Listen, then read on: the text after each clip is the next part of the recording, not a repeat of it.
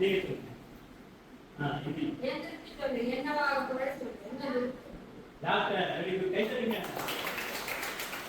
சொல்லுங்க.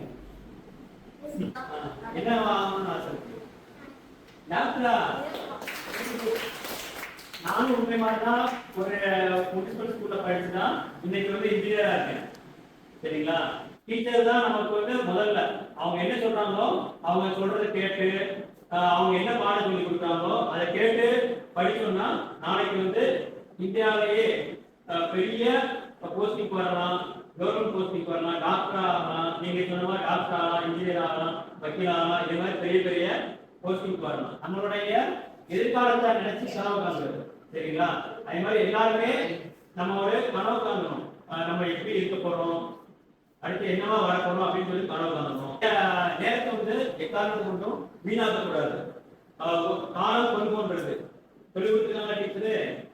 காலம் கொண்டு போன்றது அன்னைக்குள்ள பாடத்தை அண்ணனுக்கே முடிச்சிடும்.